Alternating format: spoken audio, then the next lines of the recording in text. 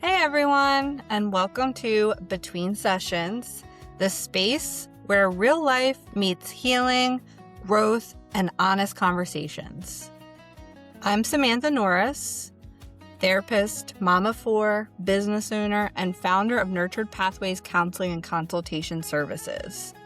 I'm passionate about helping people, mothers, children, and families heal, grow, and thrive through a trauma-informed, neurodivergent affirming, and deeply human approach. But here on this podcast, you'll meet not just the therapist in me, you'll meet the human in me too. My hope for this space is that it feels less like a formal podcast and more like a sitting down for a deep conversation with a trusted friend. This is where we'll connect over life philosophies, therapy insights, and the messy, beautiful realities of being human. So this is where we talk about what happens between sessions, the real work of life, the healing that no one sees, and most importantly, the becoming. So if you're carrying a lot, trying to find yourself, healing from hard relationships, navigating your own neurodivergence, building your dreams, or simply wanting more peace and authenticity in your life, you belong here.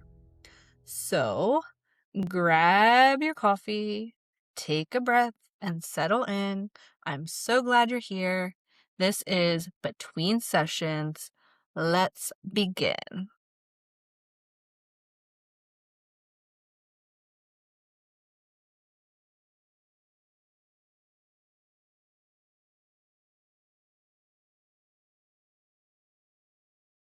All right. So today I'm joined by someone I deeply admire, Dr. Rachel Altvater. So today we're going to have a real conversation about motherhood and while being a mother and carrying mother wounds. So Rachel, I'm so grateful you're here, and I'd love if you could introduce yourself, the work you do, and maybe what drew you to hopping on this podcast with me. I'm so glad to be here. Thank you, everyone, for tuning in. I am Dr. Rachel Altvater. I just go by Rachel. I'm a licensed psychologist, a registered play therapist supervisor, a certified clinical trauma professional. I own a group private practice called Creative Psychological Health Services. We are based in Maryland. We have 3 physical locations at this time and provide virtual services. I love to supervise and train, and I am involved in all kinds of different leadership positions, specifically within the play therapy field, also some digital mental health fields as well. I always like to say, just like my wall, I like to sprinkle myself a little bit everywhere, and I am stoked to have sprinkled myself right here with you. I wanted to connect. I was so excited that you started this wonderful podcast, normalizing human experiences, being real, authentic, genuine. I'm stoked to be a part of it. I'm grateful to be a part of it, and I love our time together. I love chatting with you. So, of course, I wanted to be here. Yes. And I am a mom. And we were chatting about different topics that pertain to this podcast, and that was something that was illuminated for me in my own motherhood journey and how I got here, and ultimately my own experiences. Well, I'm excited to kind of look at it in a lens of healing, because I think that's a big topic when people do become mothers and parents, is that a lot of things become awakened in them. And so, especially if you have had your own mother wounds. And so maybe I'm curious, like, how would you describe what is a mother wound? Yeah. Well, I mean, my immediate thought is exactly what you're saying. It's different for everyone. My thought is coming to terms with not having the relationship that you want and need. And I will say for me, I don't think it was consistently the case where I didn't have the relationship that I wanted and needed. I think that it transitioned through time, ultimately ending in a less than ideal space. So yeah, I mean, we'll definitely dive in more, but I think that is the short answer to that question. Yeah, yeah. Because I've had, like, while I was thinking of this podcast, I've had people say, like, "What is a mother wound?" You know? And so I think it's important to clarify that mothers, like, we are social creatures and we learn through our relationships. And so becoming a mother yourself and perhaps not having either a positive experience or, like, Rachel, what you said of what expectation-wise, like, what you hoped and thought it would be, when that's different, it makes it harder for you to pull that, like, social script essentially, or that, the string of attachment through your relational experiences. It's harder to do that Mhm. when you have had more trauma interwoven into your relationship. And so that Yeah. could look different for everyone. That could be, you could have had someone that was physically present but emotionally absent. Or there could be generational trauma where, it's great grandmother and grandmother and mother, and there's just a lot of conflicting communication styles or expectations or personality, differences, or just even the act of like misattunement, just goodness of fit or lack thereof. And so any of those, essentially, it's grieving what you didn't receive. Yes. Yes. All that you named, absolutely. I would say all of the above. But seriously, yeah, and something I'm really thinking about is intention versus perception, where Mhm, I mhm. think a lot of times mothers, individuals are well-intentioned, and as I say in my therapy experiences with my clients that, like, sometimes people miss the mark. Like, Yeah, they want to be able to maybe do different, right? If there is a intergenerational challenge when it comes to motherhood, we'll say, wanting to do different, aiming to do different. That very much was my mother's expressed desire, mhm, wanting to parent differently than how she perceived her parenting experiences mhm. were as the recipient. And, like, we do the best we can with what we know. I always say we don't know what we don't know until we know, you know? And so sometimes I think we don't know until there are ruptures and there are wounds that are created as a result. And it is about the repair and right? Did our mothers know how to sufficiently repair if they weren't modeled the repair process or Yeah, they didn't yeah, know? So I think that it's multi-layered because I think that there are a lot of people that have mother wounds and it can feel extra complex when it hasn't always been this way, or I know that she tried her best, or, yeah, having compassion and understanding. And I do, and both can exist, right? You can have compassion, understanding, and care, and also recognize what your worth was. And this actually pertains to your recent podcast when you shared more about yourself too, right? This yeah, is part of our yeah. process. Both can exist simultaneously.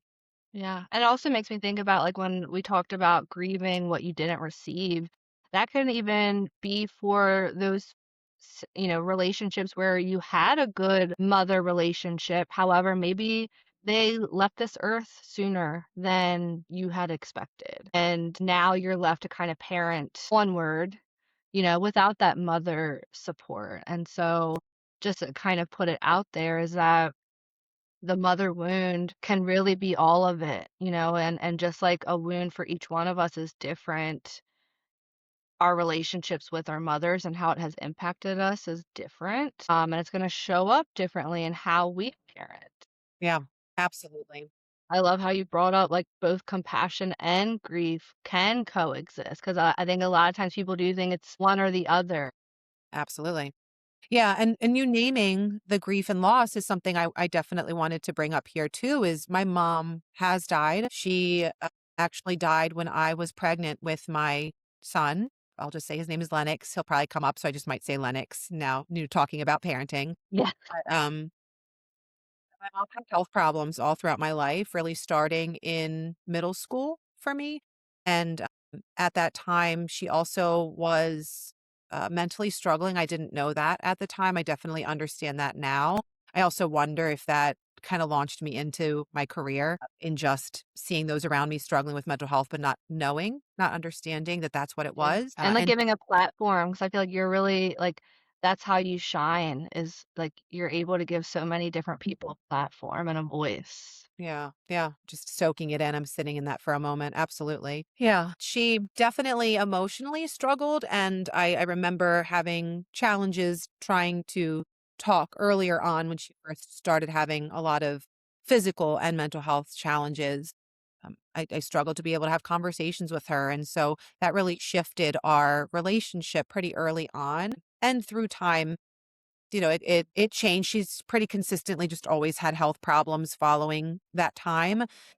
Our relationship, though, did strengthen at times, and we were able to connect more. And then at other times, it was more challenging. And I think that it really did follow where her mental state was at the time, and also just my own growing and understanding and boundary setting and things of that sort. But that is definitely not only challenging to go through, just the waxing and waning of the relationship, and seeing your mom struggle and struggling in addition to her struggling, and really the whole family unit, right? It wasn't just Yeah. mom, but my whole family unit struggling. But then to have this added complexity of becoming a mom and losing my mom simultaneously, creating an even larger wound and venturing into the next chapter of my life into uncertainty and not being able to lean on my mom to help me be a mom. Yeah. Yeah, there's something so isolating and empowering about that. A lot of times, like, with the isolatings, like, we feel like there's a lack of. Like we're missing the idea and the concept of like that support and the mothering while being a mother ourselves. And it's also empowering because, and I think this is where like my work with my clients go towards is the empowering aspect of you kind of get to rewrite and redesign like how you want your family to be or how you want to be as a mom instead of feeling like you're living in like a shadow Yeah, of that relationship. absolutely. Yeah. And having the insights that I have as a child psychologist, being extra aware of my stuff and then how it impacts my child, how it impacts Lennox. I remember when she died, I think I was about 6 months pregnant at the time. Mm, I don't know, roughly. And I just kept thinking about how my emotions were going to impact him Yeah, in I remember utero. that. And then so it's not even just how to rewrite motherhood, but like how am I going to Like protect? nervous system wiring. Yeah, exactly. I know. I'm thinking, oh no, I know journal articles and research that has been conducted when a mother is stressed, and sometimes Yeah. too much knowledge is great. Knowledge is power, and definitely had to work through the feels there. But to finish what I was saying, that ultimately, when I think there were like rat studies that mother rats who were stressed, Yeah. they they get that there was an increase in stress in their offspring. So of course I'm thinking about this study specifically, and yeah. But, Yeah. I got to the point eventually where I'm like, this is a normal human experience and a normal Mhm. human reaction. And, back to what I was saying about like, it's more about the repair, not saying that I need to repair emotions, but I'm saying having that concept of there is a human challenge that we're encountering. And sometimes we are responding in very raw, real ways. We can always come back and either say, yep, that's exactly what needed to happen at that time, and or I can respond differently moving forward for myself as a parent, right? For my child. Um, Yeah. Well, and I so feel like you touched on the parental anxiety and guilt that a lot of us feel, whether you're a child psychologist or not, yeah, is that you want to do things the right way.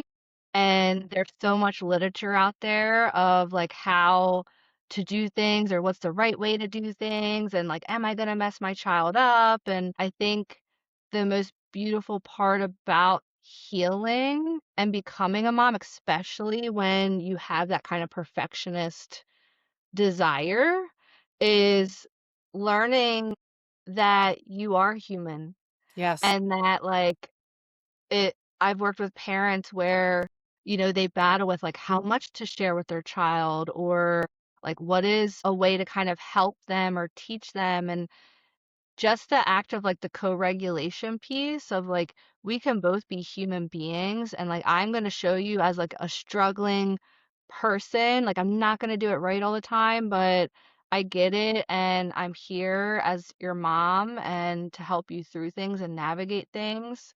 I think it kind of switches the lens of the historic notion that like we're here, like parents are here to mold. And so like everything had to be right, like done the right Yeah. way so that you Yeah. like molded the perfect child and future citizen, Yes. versus the healing part is no, like I'm like your life guide.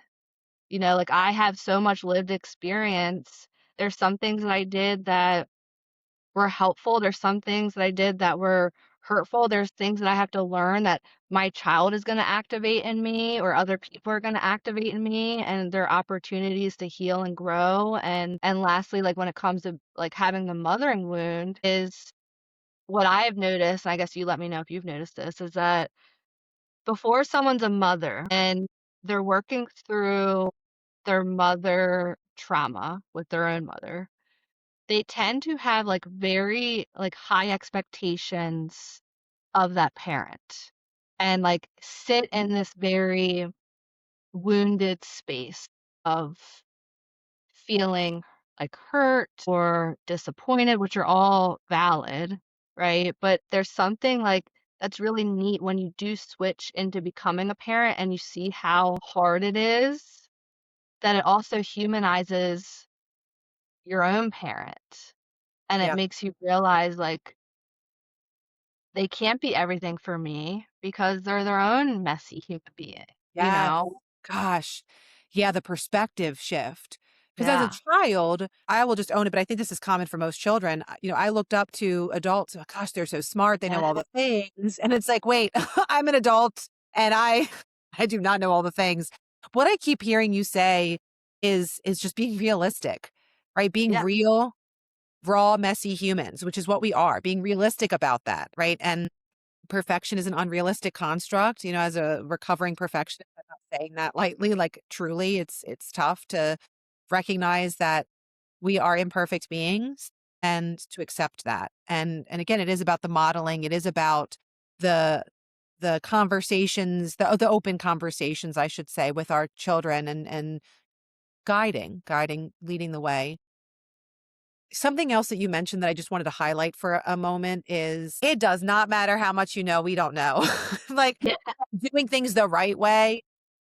I just want to say becoming a mom, even knowing all that I know about child development and this and that and this and that, when we are in it, we question ourselves constantly. Mhm. I will say just as a example, I am a huge proponent for digital play. That's a area of expertise of mine.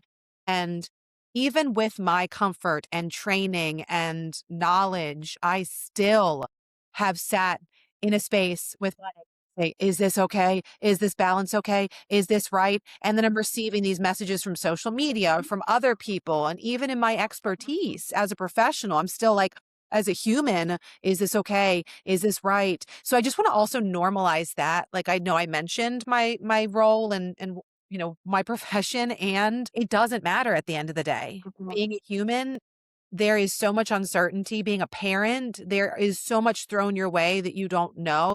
Gotta know that people are gonna give their opinions up and down and all around, and then we question ourselves. It doesn't matter who we are. I just want to normalize that. And I again, appreciate you saying that, because I think that's even just a large stigma when it comes to, like, therapists in general, is that, a lot of people think, "Oh, well, you're a child therapist, like, you must have perfect children," and so or, "You're a therapist yourself, like, you must know how to navigate everything or not need your own therapy," and so it's there, like, that also highlights the notion of, like, therapists too, just like the old parental perspective is, like, we're not here to also correct or mold things, it's like the human experience is activating, that's yeah, the whole, like, neat, like, sensory experience of being a human being is that you get to feel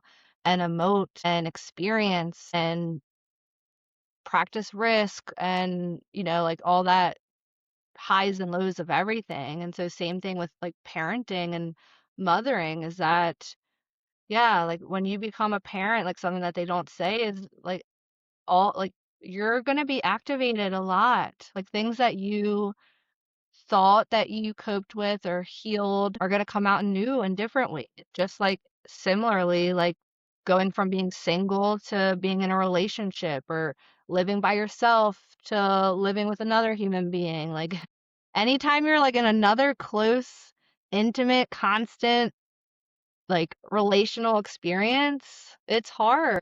Yeah. It's dynamic shifts. Yeah. You have transitions, change is hard.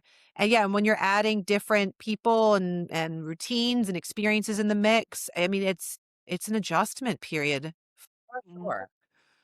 Yeah. So Yeah. how would you say what would be some of the subtle ways that like you notice the mother wound coming up as you are mothering? I honestly think it's more an internal experience for me. At times, I think about my mom. I will say at the end of her life, I had a lot of anger towards her. So at the Uh-huh. start, there was a lot of anger that was coming up for me, but it wasn't, to my knowledge, consciously playing out with my relationship with Lennox. I think that I was very intentionally trying to protect, and I have gotten really good at compartmentalizing. So that's kind of like just placing things in a figurative box, basically. Like when I'm at work, I focus on work to kind of put some personal stuff aside. I'm a superstar at that too. Yeah, and that has been part of how the reason this has occurred is because of my mother wound. I mean, and I'm sure other things as well, Yeah. but that was a really big thing, especially with my mom having a lot of health problems earlier on. I remember as a teenager working and volunteering and being in extracurriculars. And I remember at times like just really having a hard emotional time. And I learned like when I was at Mhm. work, I had to work, like I couldn't be falling apart. And so I trained myself to do that, to focus on the task at hand, Yeah. basically. I mean, that's not to say that I'm like great at it all the time. Like I definitely, as a deep feeler, and someone who doesn't really mask my emotions, it is tough for me at times to put those feelings aside. I think when it comes to work, though, I've like really learned personal work. Yeah. I'm able to compartmentalize really well. But I will say, when it comes to parenting, I think I also compartmentalize. I think the lessons that I've learned through just my training and how I've become as a person is louder when I'm parenting than my mother wounds. But I think it's Mhm. because I've done a lot of work on that, right? Like I have my own therapist. You mentioned that. And Mhm. there are things that my therapist will share to me that it's not mind blowing, but hearing it from somebody else, I'm like, Yeah. oh, yeah, right. Like I'm not applying that to my own life, right? It's Mhm. so much easier to support a friend than it is to support ourselves, let's say, right? Like we can give advice to a friend that is harder for us to take on ourselves. It's the same thing as a therapist, meeting a therapist, right? That like, okay, Yeah. I have the knowledge, but when it's so close to me, it's hard for me to be able to actually apply that knowledge in the moment. But to go back to what the answering the question, I think that a lot of my emotions have shifted through time since she's died. And and that's I think more of the way that it showed up. I think when I'm feeling exceptionally overwhelmed, that's when it's the loudest for me. That and maybe it's not really a mother wound at that point. I mean, in part, really like her loss is the biggest wound right now for me, and not so much like the anger and the relational challenges. I think that that has subsided a bit more through time. I mean, I definitely felt those feelings for a while after her death. And then that brought about feelings too of like guilt and all the things. Yeah. I think it's more so just sometimes wanting to be able to call her and just cry on the phone, or when things were really solid in our conversations, like she would always say like she would live vicariously through me. I would always do all the different things with school and professionally, and I would call and just talk on the phone with her for an extended period of time, like almost Yeah. every time I was in the car and I had like long commutes, and so kind of reminiscing back to that time. And and thinking about like longing for that. So I think the Yeah. wound is transferred through time, I think is, Mhm. which makes answering that question, I guess, a little bit more complex because it's not like a clear cut Well, and I response. think it just highlights the complexity of how interwoven it is. Because I like, as you're talking, like, I had a couple of thoughts that maybe I can circle back to, but something to naturally dive into what you just said is that, well, what's funny is, like, I just lost what I was about to say by visually thinking about what I was gonna circle back to. I do the same thing. My brain is the same way. Um, so you were talking about talking to your mom. What was the last thing you said? Uh, just the complexity you were saying, the complexity of the mother wound and how it transformed. Oh, okay, thank you. So the complexity aspect is like, as you were talking, I was thinking about my own experience of how interwoven it is into my entire being.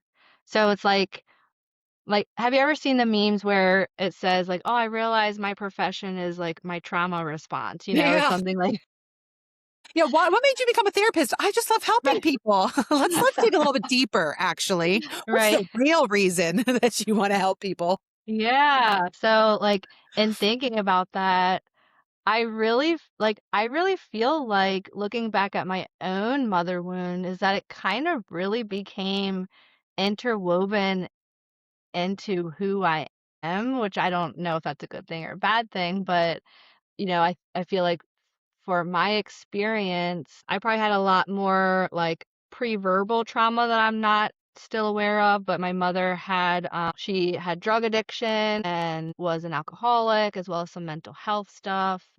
And so father was able to get custody of me very early on, like around like 4-ish, I think. And so sometimes I wonder, like, there's a whole life within those, like, whether it's like I lived with her for a year or two, I forget when they split up, but like I'm like, geez, I wonder what all happened, if you think about like drug addiction, there's times where she would have like left the house for several days and like, you know what I mean? Like just like real negative things for a child to experience. And so I don't have memory of that, but like my memory with my mom would be more so visiting with her like every other weekend. And like she would sleep a lot, or she would kind of doze off as she would like rub my arm, or like just her relationships of like being chaotic. And so she wasn't like, but on the opposite end, it's like she was also very loving and touchy and like nurturing. And so, like, in my own therapy, it's learning that I think as a person, and you think about like how we develop our attachment, is that you learn to like grab for what you can, Yeah. And so, like, in my experience, it's like what I could get from my mom was the love and attention, of like, even though she wasn't consistent, like she was a very like she liked to draw and she was artsy and like she had a very like soothing voice and like would rub my like arm or my back a lot or do little like when I took the first play training and it's all about like the infant massage and the storytelling. And so if you think about like early childhood development with the storytelling, it's all like peekaboo or like this little piggy, like all those different little stories. And in that, it made me realize I'm like, wow, like my mom did all of that. Like she did like the little stories on my back and yeah, so I think like as a person, like that wound of wanting something that someone couldn't give or learning to be okay with maybe less than what someone should be able to give, like I don't know the word for it, but um that kind of became interwoven in my script of receiving love or with parenting. I think and some of my clients that I work with too struggle with this is like fighting the idea of not becoming your mom or fighting the idea of becoming your mom, So it's like sometimes when you do have those traumatic experiences, it's like saying, like she struggled with laundry or she was forgetful or she was messy or unorganized or like, and like there are parts of me that are like that, and so when I was younger, it was a lot of like fighting that to be overproductive and overachieving. Yeah. And I think part of my healing over the past couple years has been like kind of like a little pendulum swing of like maybe accepting some parts of me in that. And then also, yeah, I think it in mothering aspect, it helped me become a really loving mother. Like, so because I didn't have that, and I think like I hear you say that in your experience is like sometimes it's not like the triggers that we have of like now my child gets this negative part of me. Sometimes our children get the positive part of us because of the mother wound, like because of like we wanted love and so now we're going to really pour all of our love onto our children, or because someone wasn't there for us, we're always going to show up for our children. And I think that's important to note is that it can look in a positive lens. Like you can be a really great mom and still struggle with having your own mother wound. Yeah. Hearing that last part, well, let me back up. Thank you for sharing. I appreciate our shared vulnerability here. And I hope that everyone who's tuning in can feel even more connected in vulnerability as well. It helps to know that we're not alone. That last bit that you said, I really thought about a lot about my mom, but more so my mom's mother wounds. That Mm. my mom, as I mentioned, wanted to do different from how she perceived her relationship to be. And I think as a result, poured a lot of love into me. So I think sometimes it has been hard for me to come to terms with my mother wounds because I do have all of these really positive aspects as well. And so it's like, well, is it even fair for me to say that that's the case? Yes, absolutely. Right. Like it's going to look different for every single person and our experience is valid, right? Whether or not that was the intention, that's the perception and the experience. And there's a lot to say for that with that. But I definitely, I know that my mom had a lot of mother wounds. And I don't know if my grandma had mother wounds. I can't recall the specifics of her relationships off the top of my head right now, but back to that intergenerational experience.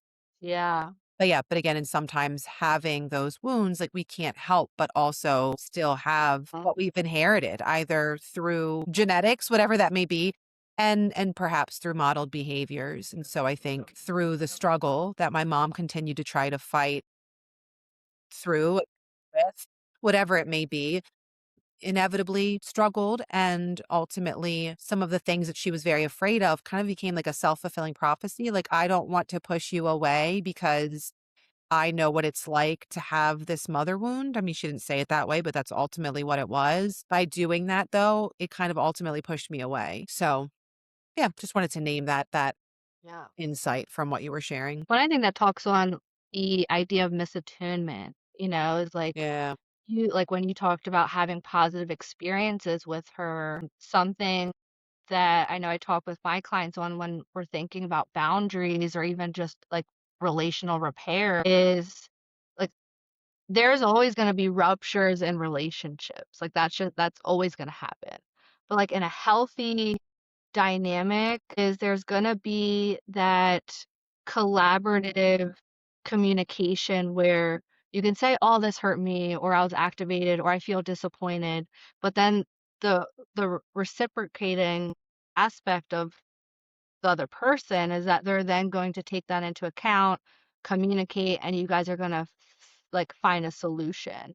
And I think Yes. that's the hard part is that yes, like your mom might have been lots of positive things, but the security of the repair wasn't, like there was maybe acknowledgement or whatnot, but the stressor never went away. You know what I mean? Like, whereas, like, Yeah. in a healthy relationship, there's gonna be stressors, but that stressor is gonna go away because you guys are able to talk about it, collaborate, fix it, and then Yeah. move on.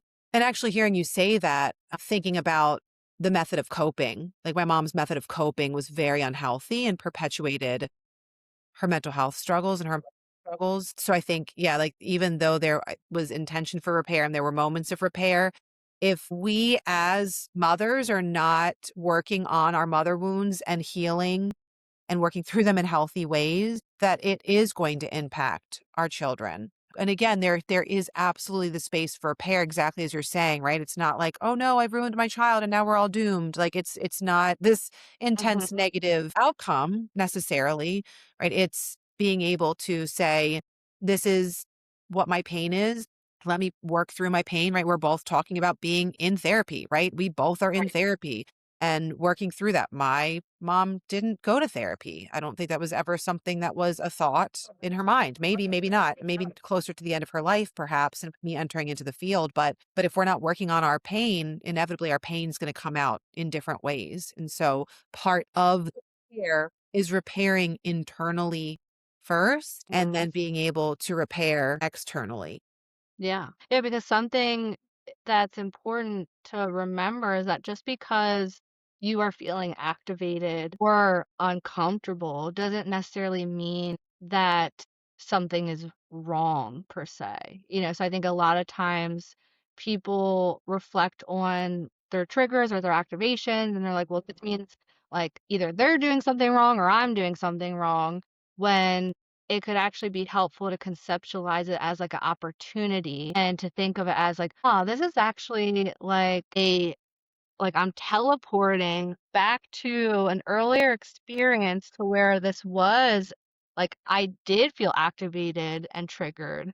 And this person, this experience or whatever it is now the vessel for me to then go back in time and kind of repair as my older, wiser, Hmm. healing self.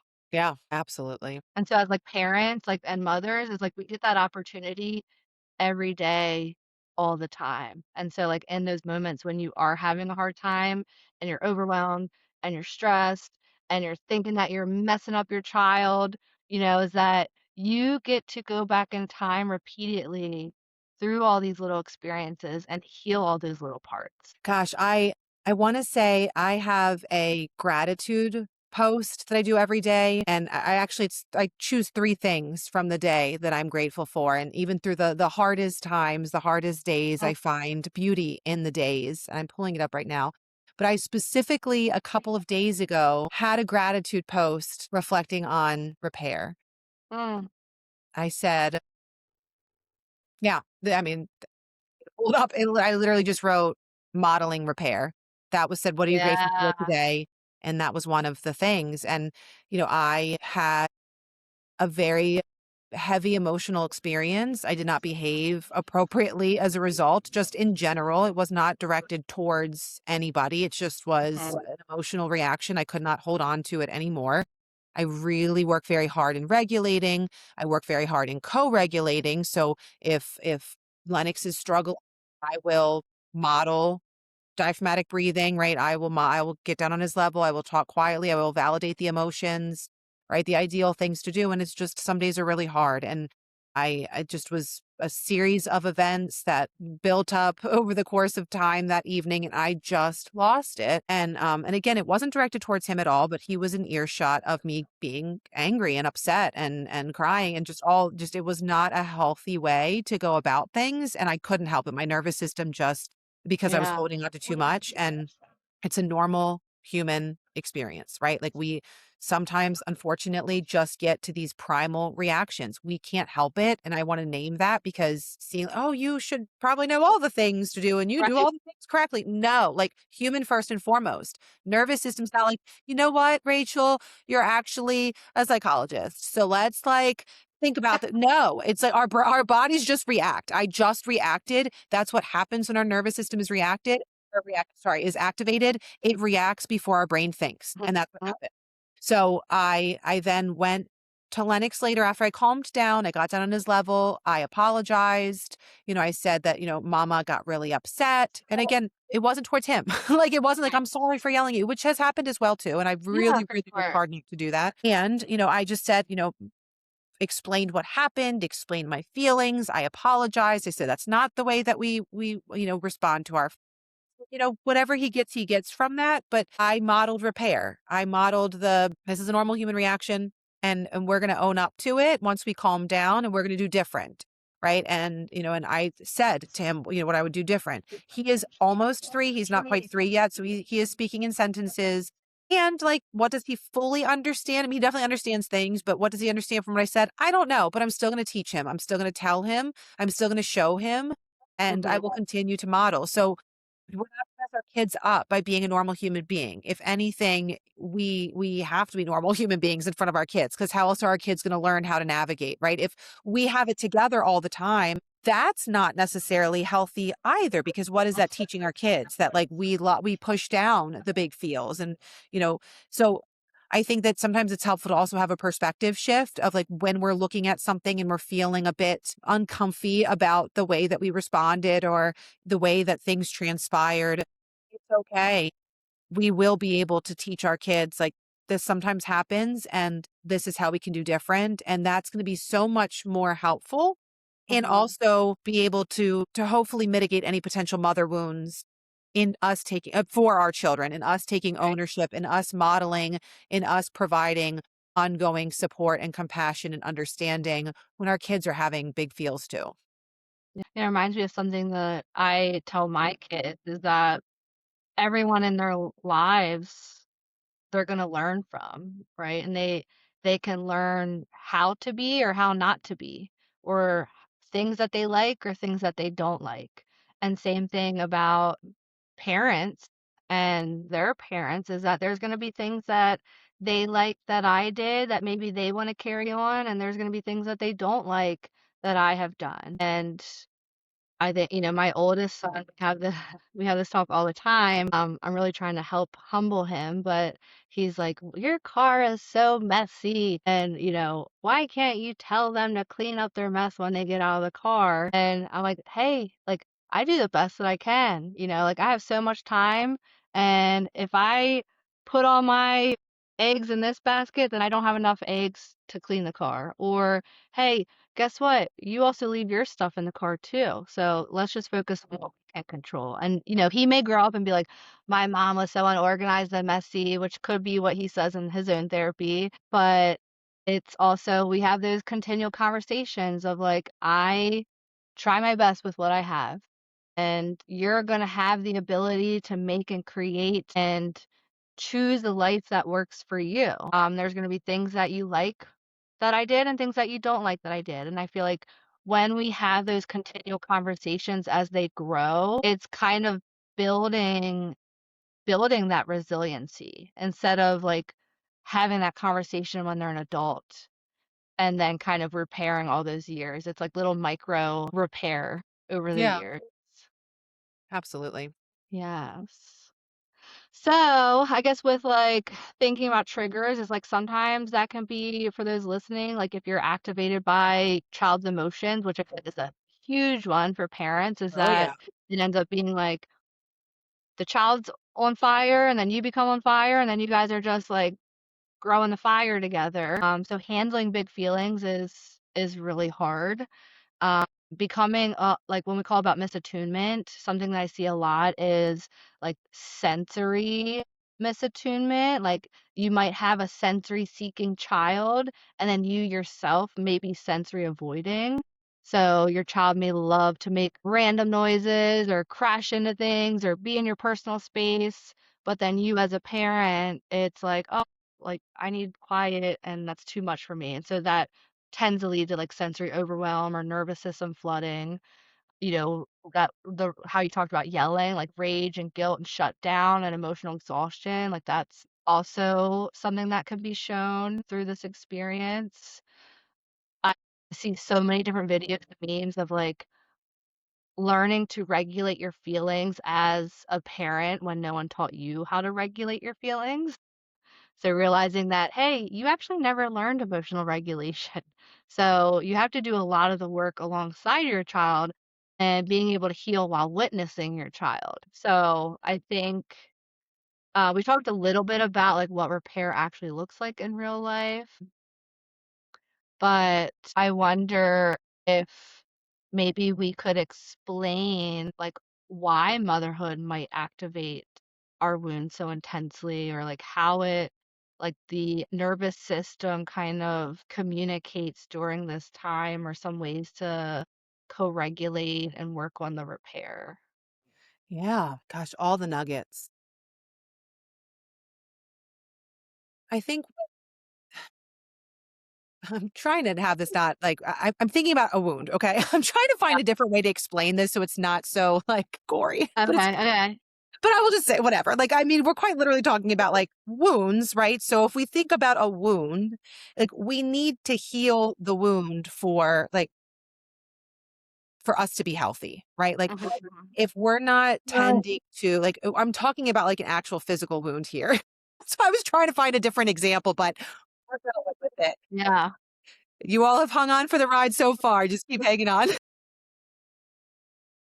I love it, they popcorn thoughts, you know? Yes, exactly. Exactly. And actually, for those who can visually see, I got my little popcorn bucket here. I love Popcorn thoughts. It has those. all kinds of emojis Oh, on them. It's my little popcorn thought bucket. So, yes. did someone make that for you? Yes.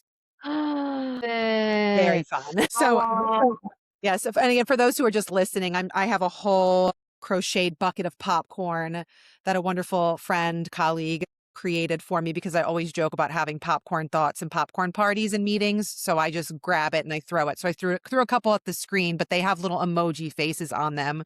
that's Really so adorable. cute. But ultimately, if we're thinking about an actual wound, we have to tend to it. We have to make sure that, like, if there's a bigger issue, might need to seek medical attention. And in thinking of this, analogy, therapy, right? But being able to make sure that we heal so we can use that part of our body, right? Like we need to tend to it, we need to nurture it. If we don't, we can re-injure it.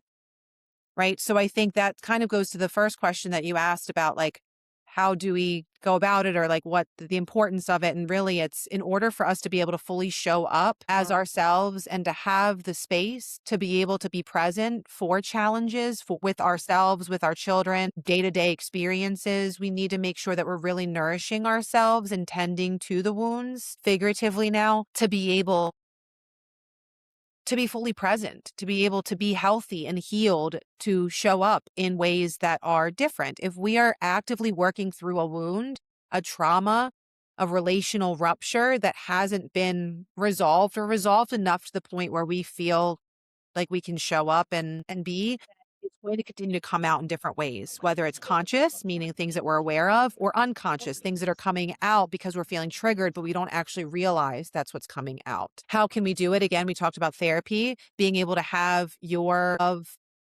supports, right? And that's going to look different for different people. I know, especially in motherhood, it's and with taking care of kids and all the responsibilities, that it's hard to really continue to have your village. And if you have your own mother wounds and your own family wounds, it's been harder to lean on supports.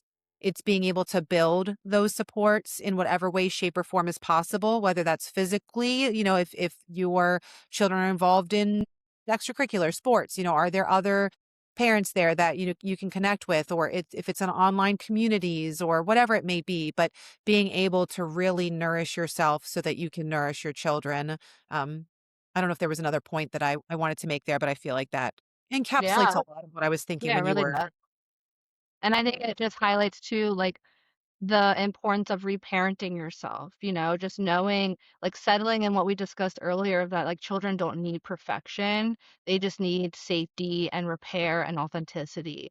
And so like part of that reparenting work is, yeah, like doing the inner child work and like learning boundaries of what's working, what's not working, and being able to like receive help and support. So like whether that's you've learned to be hyper independent and doing things on your own, that the act of receiving help and support is hard, and that can make you feel vulnerable when learning to be soft again, or shame around resting and not always being productive. And so it's really that shift from parenting from fear connection. And that's kind of what keeps you in that healing zone. And I remember a client one time asked me like, when will like when will I be happy? And like it's like the idea of like happiness was something that they were going to like achieve one day, right? And Yeah. something that I said was that like happiness is all around you in the little moments. Like, and so that kind of ties into what you said about the gratitude is, Yeah. and like I always feel like I say this a lot now, like how important like gratitude and mindfulness is, but it really is of just Yes. learning to take the small moments and being grateful of like, wow, like feeling the warmth of the sun that feels happy, or hearing my kids laugh, like that's happiness, or creating brownies together, that's happiness. And so I think if we can begin to reparent and get out of survival, but more of reconnecting with ourselves, then that is helpful. Yeah. Actually, if you don't mind me chiming in real quick, that part is huge for me, is being able to really be fully in the moment as much as possible. Presence, mindfulness, gratitude are the hugest things that I'm working on as a person, but especially as a parent, because we constantly receive the messages, oh, time goes by so quickly. And like before you know it, kids are, Yeah. their own independent beings, adults, out in the world. And I really try to slow down and be fully in the moment, soaking it in, connecting. I realized another thing you had asked about, like, how can you Yeah. basically this? This is the answer. Yeah. This is the answer. So, I mean, it's just a really important And point. somewhat like coming from like a play therapist is like learning to play with your kids.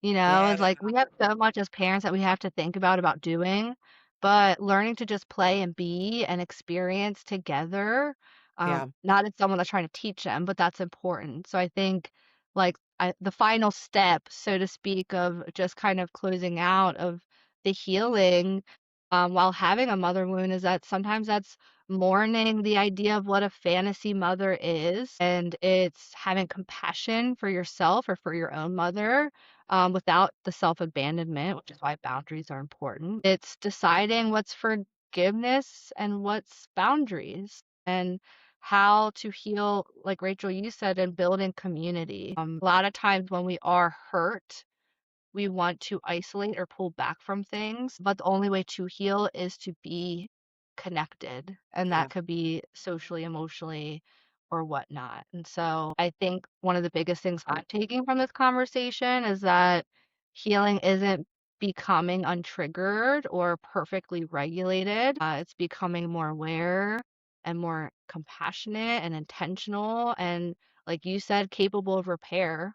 And that it's realizing that even though your mom might have tried to do their best, or maybe they didn't try to do their best, is that regardless, you still deserve gentleness and you still deserve someone to show up for you in a way that you need. And so, I guess to everyone listening, if if there's any mothers carrying grief while still showing up every day, I hope that this episode reminds you that awareness itself is powerful, and the fact that you care, reflect, and repair and try again is what matters more than perfection ever will. Rachel, I don't know if you have any closing thoughts for yourself. I love that. I think that that's beautiful. And I will just add one little piece. Have compassion for yourself, show up for yourself in whatever way makes sense for you. I know that that is going to look different at different seasons of life, different seasons of motherhood, parenthood. Just proceed compassionately, trust yourself. I know that through wounds, it's hard for us to have that self love sometimes. So, sure that you are tending to your mind, your body, your soul in whatever way aligns with you. It's really important. Yeah, and maybe something for you to think about is, what does repair look like in your home? I'll actually have to edit that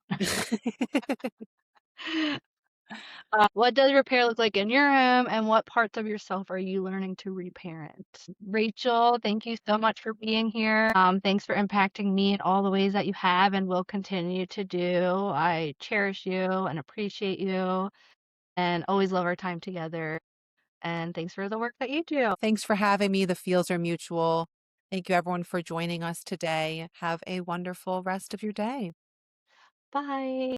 Bye.